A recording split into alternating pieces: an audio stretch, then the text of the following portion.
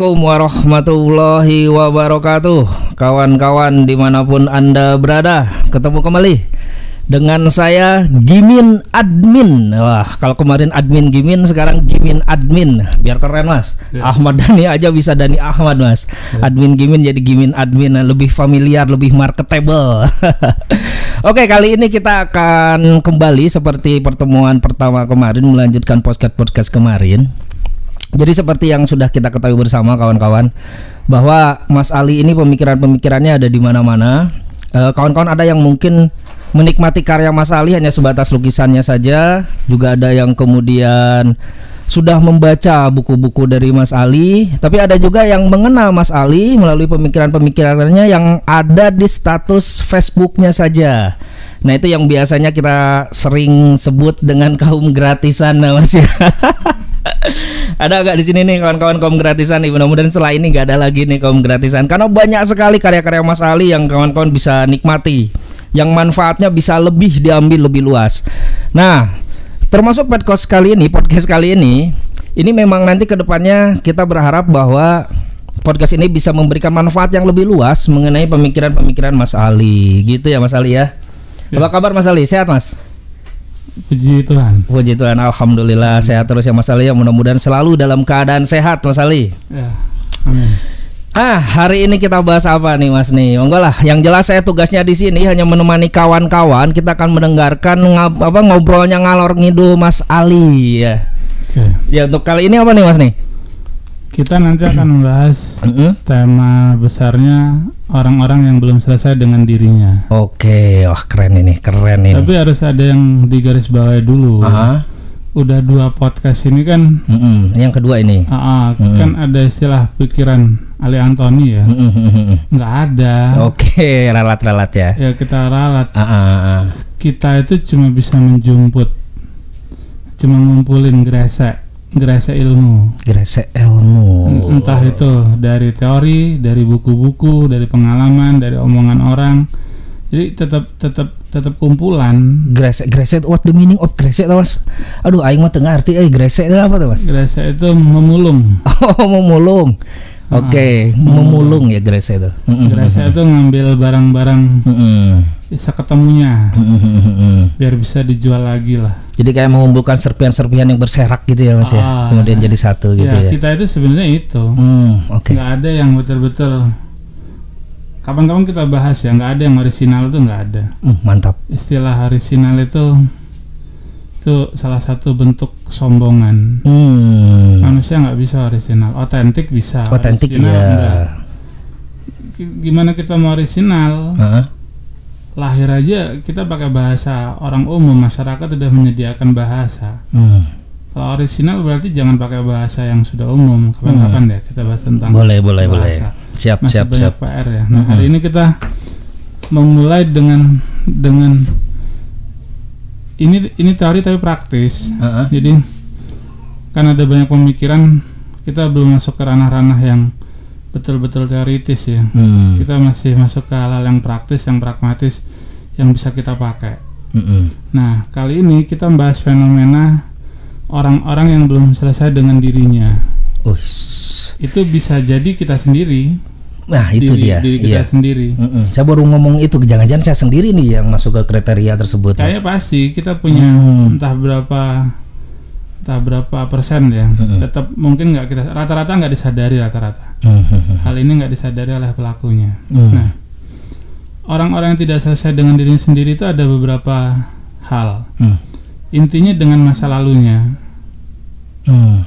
Tidak selesai di sini tuh dengan masa lalunya, bukan dengan problem yang sekarang sedang dihadapi. Kalau yang problem yang sedang dihadapi itu hanya efek aja dari masa lalu itu. Okay. Nah, masa lalu itu ada beberapa hal yang menjadikan manusia tidak selesai. Bisa kenangan pahit, trauma masa silam, hal-hal yang menjengkelkan di masa kecilnya, bisa yang menakutkan. Bisa juga impian-impian yang tidak tercapai, keinginan-keinginan yang dikecewakan. Itu yang kemudian membuat manusia menjadi tidak utuh, menjadi tidak selesai. Bisa juga trauma keluarga. Seperti itu. Bisa juga kejadian kecil. dia pernah dipermalukan di ruang kelas oleh gurunya saat SD. Itu bisa berpengaruh sampai dia tua bahkan. Apalagi masalah-masalah berat ya seperti perceraian. Bagi si anak itu berpengaruhnya luar biasa. Jadi misal kita kayak gini nih, contoh-contoh orang yang nggak selesai dengan dirinya ya. Misal kalau dia berkeluarga, dia menjadi suami atau istri yang temperamen, udah ngamuk, nggak mau kompromi, nggak mau ngalah. Jadi orang yang nggak selesai dengan diri sendiri pasti akan menjadi pribadi yang merepotkan orang lain. Oh, umumnya gitu. Pengaruhnya ke orang lain juga ya akhirnya. Iya jelas. Karena emosinya nggak stabil. Emosinya nggak stabil. Jadi misalkan dulu dia korban perceraian. Nah, itu sepanjang hidupnya dia kan bisa jadi orang yang minderan. Nutup mindernya, dia akan melakukan berbagai cara. Entah itu mendominasi, entah itu menjadi sosok yang otoriter. Jadi ada upaya dari dia untuk nutupin kekecewaannya itu. Atau misal gini, pernah dihina ya kita ya di masyarakat. Misalkan kita di masyarakat terkenal bangkrut lah, misalkan tadinya ekonomi kita, keluarga kita bagus, terus kita bangkrut, terus diejek di masyarakat misalkan. Nah, kita akan berjuang keras menjadi orang yang sukses lagi. Mungkin dengan berbagai upaya, pokoknya harus kaya dan masyarakat harus tahu itu. Semacam balas dendam berarti? Bukan balas dendam, untuk nutupi lubang itu, hal itu. Jadi masyarakat harus tahu bahwa kita bisa kaya lagi. Oh gitu. Akhirnya jadi orang yang pameran. Beli apa dipamerin kayak gitu. Capaian-capaiannya dipamerin. Bahkan anak pun dieksploitasi. Iya. Untuk menunjukkan bahwa kami bisa bangkit lagi. Kami tidak serendah yang kalian kira. Nah, yang bikin lelah, seumpamanya kan itu sudah terbalas ya. Tapi nggak akan pernah terbalas. Jadi dia bisa beli mobil, bikin rumah bagus, anak-anaknya misalkan jadi dokter, itu tetap nggak menutupi lukanya itu. Dia masih ketagihan kayak edik gitu loh. Ketagihan lagi untuk cari yang lebih besar lagi, untuk pamer lagi. Oh iya, jadi tidak menemukan kepuasan ya akhirnya ya. Orang-orang yang nggak selesai dengan dirinya, ketika dia mencapai satu poin, dia butuh poin kedua lagi. Jadi itu yang kemudian lumayan merepotkan. Nah, sekarang kita berpikir solusinya ya. Kan nggak cuma problemnya tuh. Solusinya kita harus tahu dulu tuh apa yang jadi akar masalahnya zaman dulu. Harus betul-betul dicari dulu, dibongkar dulu. Kalau belum ketahuan, selama itu juga nggak akan terpecahkan. Sebenarnya itu kan pada diri kita nih misalkan. Bisa aja saya bikin karya yang banyak itu cuma sekadar untuk menutupi luka lama. Akhirnya ketagihan untuk terus nambah karya.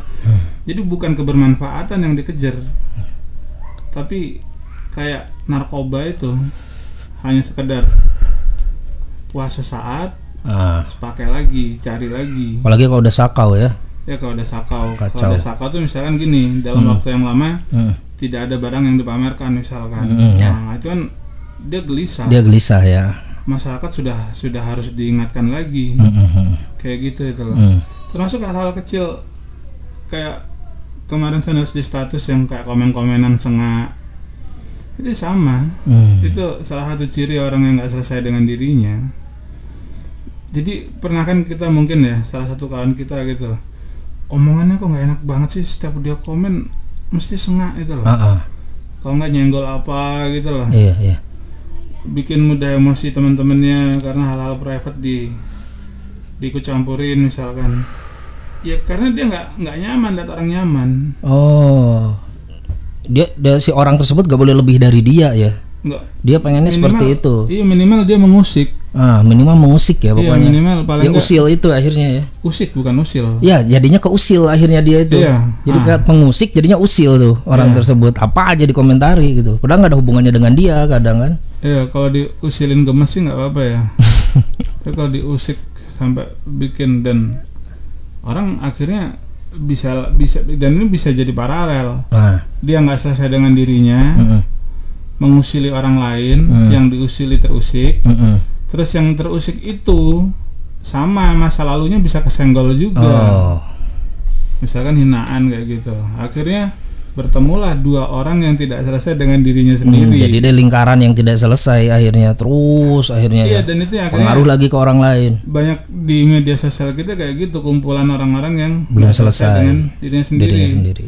Dan kemudian ada irisan politik toh. Mantap menemukan komposisi yang sempurna. Menjadi ledek-ledekan itu. Iya. Itu aja yang kita bahas untuk hari ini. Ini Mas, bagaimana supaya kita sebenarnya bisa lebih menyadari tentang masa lalu yang belum selesai itu Mas? Ini kan tujuannya ada solusi tadi itu ya. Ini solusinya bagaimana nih? Berarti kan kembali ke diri sendiri nih. Kita harus sadar dulu terhadap diri kita sendiri. Ada nggak nih yang belum selesai di masa lalu kita yang kemudian dampaknya ke saat ini gitu? Iya, tadi belum aku terusin ya. Pertama kita cari dulu sumbernya, sumber traumanya itu. Dicari dulu. Terus kalau udah ketemu misalkan ya.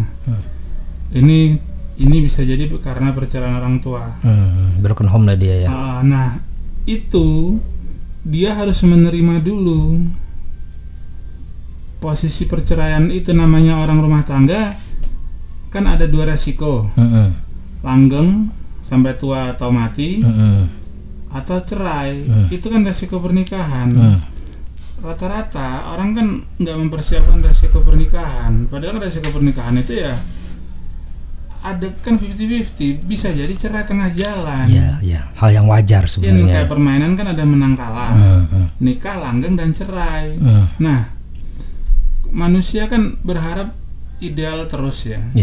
Tapi kehidupan kan idealnya kan tidak ideal. Idealnya tidak ideal. Dalam hidup.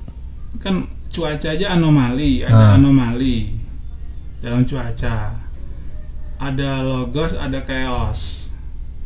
Jadi adilnya hidup itu ya tidak adil. Adilnya hidup itu ya tidak adil. Menarik ini. Asik ini. Masa hidup adil terus sesuai maunya kita? Berarti nggak kreatif dong kehidupan. Kan enaknya hidup itu kan justru tidak terdefinisi, tidak terhitung, tidak punya pola yang tetap. Termasuk pernikahan. Pernikahan aja kan ada tanda tangan perjanjian, jika 3 bulan tidak diurus maka si istri berhak menggunakan haknya untuk cerai, diceraikan gitu loh. Nah, dan perceraian itu produk agama loh. Agama membolehkan loh. Meskipun katanya dibenci Tuhan, karena Tuhan ya Tuhan tetap menuntut keharmonisan, kebersamaan.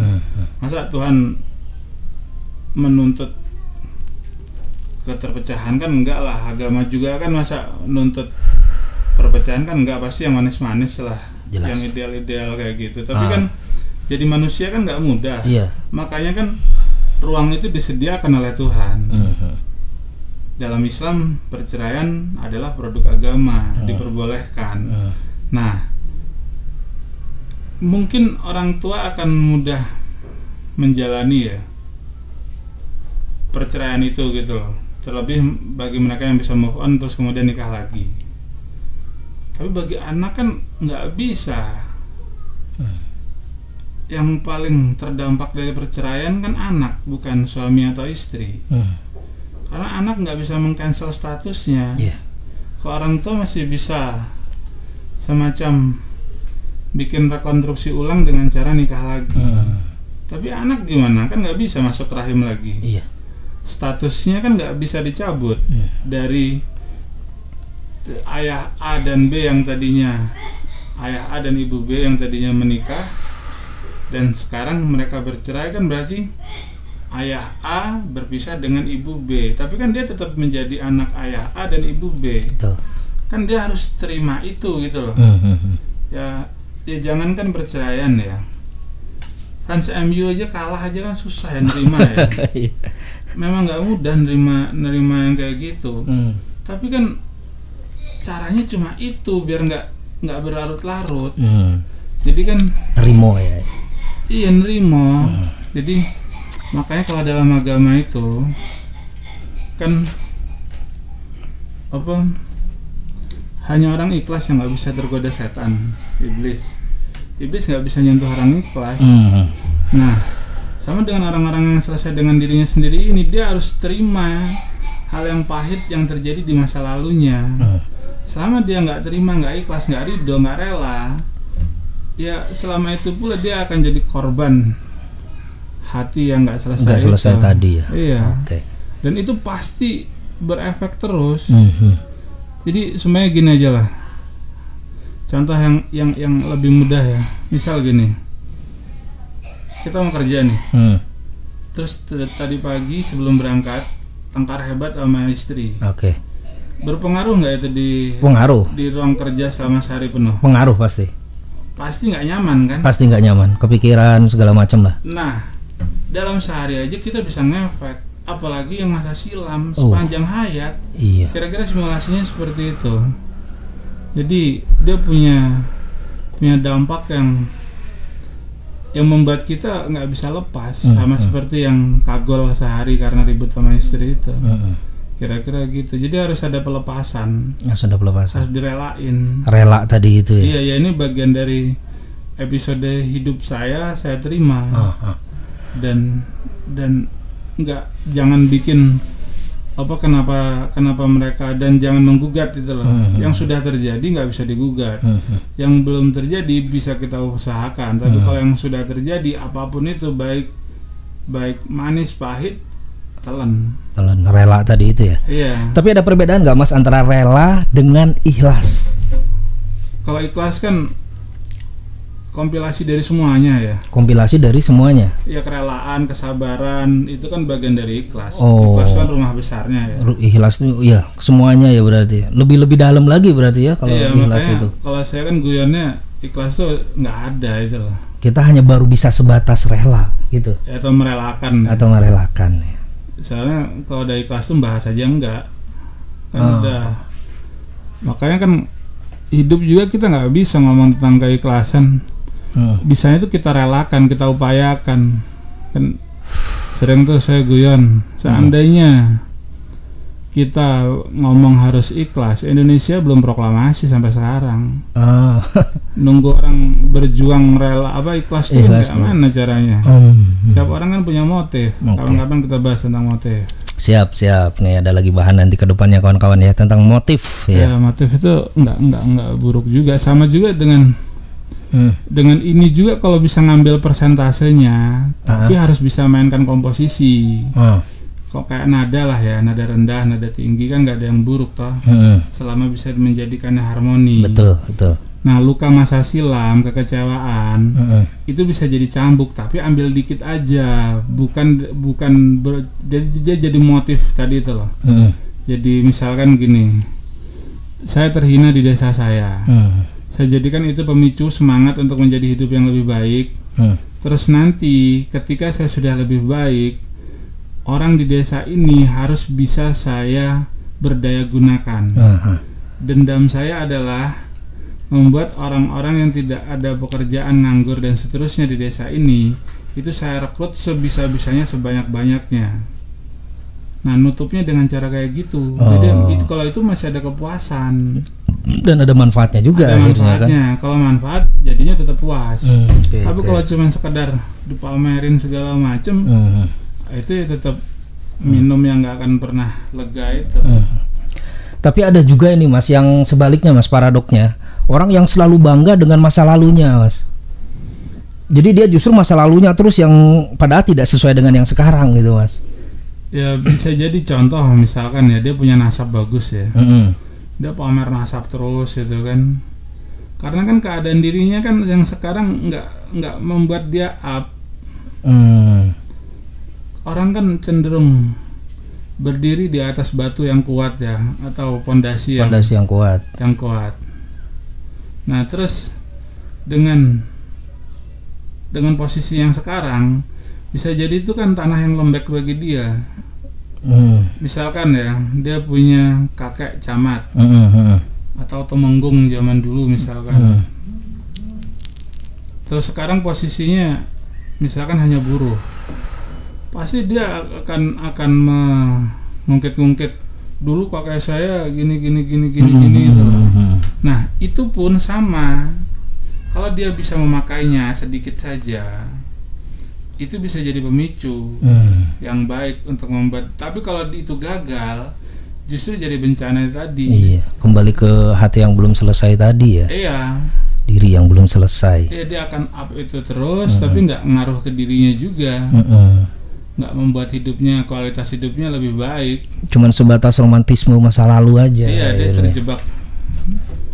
terjebak dia halusinasinya sendiri kan gitu. Dia kira dengan membanggakan nasab itu membuat dirinya naik kelas.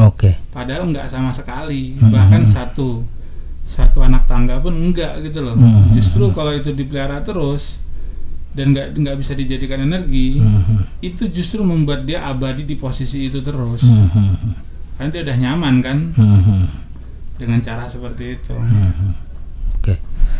Nah Mas, ada juga yang kemudian kepahitan di masa lalunya itu justru menjadi motivasi besar nih Mas. Jadi motivasi besar, kemudian apa yang sudah dia dapatkan hari ini itu menjadi bahan untuk di-share ke orang lain. Bahwa nih aku aja dulu waktu gini kayak gini nih, aku berjuang nih sampai akhirnya aku bisa seperti ini gitu. Itu termasuk dalam diri yang belum selesai nggak sih Mas? Karena dia malah merasa menjadi bangga akan prosesnya itu. Justru dia merasa bangga akan apa yang pernah dia rasakan kepahitan di masa lalunya itu, dan dia bisa mengubahnya itu gitu. Selama itu nggak mengusik dirinya dan orang lain, aman.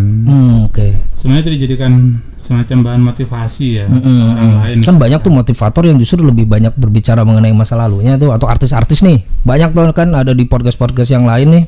Justru sengaja bahasan yang disampaikan adalah tentang cerita masa kecilnya, masa lalunya, sampai akhirnya kemudian dia bisa berhasil saat ini. Iya, gitu. Dia kan sama itu dengan orang-orang yang terjebak luka dengan masa lalunya. Dia kira masa lalunya itu kan buruk, sehingga dia bandingkan, dia dagangkan dengan posisi dia yang sekarang bagus. Sebenarnya dia masih ada kekecewaan, dia kenang-kenang terus, terus keberhasilannya dia lap terus itu biar mengkilat. Nah, itu kan lebih cenderung pada kebanggaan ya, bahwa posisi saya sekarang lebih mulia dibandingkan posisi lama saya yang buruk. Ya itu kalau porsinya kebanyakan, itu sama aja dia kayak menjelek-jelekan dirinya di masa lalu. Malah menelanjangi dirinya sendiri ya. Menjelek-jelekan dirinya yang telanjang. Jadi telanjang bro, tubuhnya yang telanjang itu dia caci sendiri. Jadi hidup ini kan masalah porsi ya. Apapun yang udah kebanyakan porsinya kan jadi penyakit ya. Ya sama juga dengan perbandingan masa silam terus dan seterusnya itu. Kejebak rasa tidak bersyukur atas apa yang sudah ia laluin. Yang sekarang itu seolah-olah dia bersyukur atas capaiannya sekarang. Padahal enggak, dia cuma platness, cuma terjebak pada kebanggaan yang ada pada saat ini. Dan akhirnya ini Mas, terjebak di keakuan ya Mas ya. Dia merasa aku aja semuanya ini gara-gara aku, ini semuanya berkat aku. Aku gitu. Dan pamer kan? Aku dan pamer itu ya. Iya, polanya di situ. Dia kan dengan menjelek-jelekan masa silamnya kan pamernya kan dapat. Sekarang aku nggak kayak gitu kan, aku berhasil kan. Ini perjuanganku, ini usahaku. Iya, aku terus. Siap. Oke Mas Ali, menarik sekali ini kawan-kawan ini ya, mengenai hati yang belum selesai. Karena memang di media sosial itu bejibun banget orang-orang yang ya akhirnya ajang pamer ya Mas ya, ajang pamer luar biasa itu. Sampai gini Mas, Ada orang nih seminggu berikutnya dia mau pergi ke Bali katakanlah, itu udah diposting tuh sama dia. Tanggal segini aku mau ke Bali loh gitu. Terus kemudian dia udah beli tiketnya difoto. Nih tiketnya segala macam, sampai ke hal-hal yang seperti itu, Mas. Bahkan kalau zaman dulu ngerinya lagi cucian banyak di rumah aja itu jadi bahan postingan ya. Kumbahanku akeh je gitu. Apa coba, Mas? Itu sebenarnya ada kaitannya nggak sih dengan yang hati yang belum selesai? Karena kan banyak ya selain status-status yang tinggi kayak gitu ya. Tapi ya hal-hal yang sederhana tadi yang saya sebutkan mengenai kumbahan gitu kan ada, Mas, sebenarnya gitu. Itu kan nerusin naluri purba ya. Naluri purba. Kalau orang-orang masa silam, nenek moyang zaman dulu itu kalau dia berburu, dia bisa menakluki harimau. Nah, itu kan kulit harimaunya kan dijadikan kayak mantel. Kayak jaket, kebanggaan toh. Nah, bagi yang bisa ngumpulin taring babi, apa namanya, itu nanti dijadikan kalung. Nah, nanti kan kalungnya kan bisa berderet-deret tuh. Itu kan tanda bahwa dia sudah membunuh puluhan babi. Nah, puluhan babi kulit harimau itu saat ini masih ada, cuman bentuknya beda-beda. Ada yang bentuknya tiket-tiket ke Bali, tiket-tiket wisata, voucher-voucher belanja, apapun. Intinya manusia itu kan makhluk pamer, capaian menurut dia. Nah, karena dia tidak punya capaian prestasi, capaian karya, ya apa aja lah yang bisa dipamerin. Kepepetnya cucian yang menumpuk aja kan bisa dipamerin. Iya. Kan penderitaan kan bisa dipamerkan juga itu loh. Betul. Karena makhluk pamer tadi ya, apapun yang bisa dipamerkan ya. Iya, apapun. Ya kan sampai ada gejala di medsos kan pamer derita kan. Terus apa? Kayak playing victim kayak gitu-gitu lah. Itu kan dimana dia merasa paling menderita dan dia pamerkan. Itu kedahsyatan manusia di situ. Iya. Apapun bisa dia pamerkan. Ini Mas operator sudah memberi tanda apa? Hampir 30 menit. Oke. Gak terasa ya obrolannya, Mas Ali. Udah hampir 30 menit ya. Oke, kawan-kawan. Jadi memang kita ada setiap kali kita posting ya, waktunya tidak kita panjang-panjangkan sengaja ya, agar bisa lebih banyak lah tema yang nanti kita bahas. Ini kita sudah hampir 30 menit, kawan-kawan. Jadi kayaknya untuk sekarang cukup dulu, atau Mas Ali ada yang mau ditambahkan lagi, Mas? Karena kita kan penutup. Kita kan aslinya kan bakul ya. Nah, itu dia. Ini habis ini packing kita. Ya, jadi kan tak lihat juga ada beberapa pesanan masuk. Pesanan udah masuk. Makasih kawan-kawan nih yang udah pesan nih untuk hari ini nih. Wah, luar biasa, sip. Kawan-kawan yang masih kaum gratisan sekalian silakan pesan.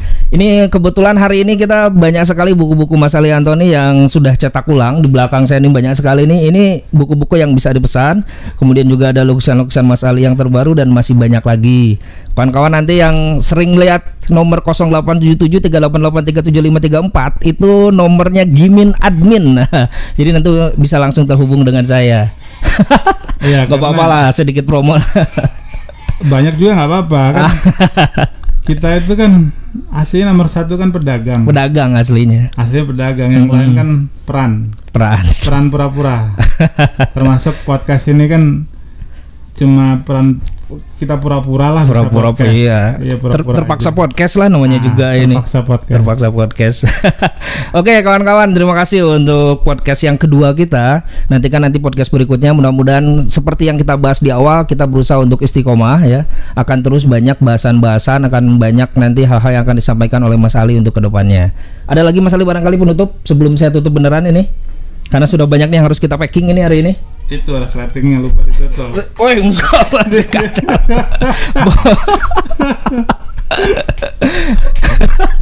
Enggak. Kalau perlu bisa di zoom ya, enggak. Kacau ini. Oke, Mas Ali, gitu dulu ya teman-teman ya untuk hari ini. Mudah-mudahan nanti kita bisa ketemu kembali dengan tema yang berbeda. Salam Jogo Geni, keep the fire. Terima kasih. Assalamualaikum warahmatullahi wabarakatuh.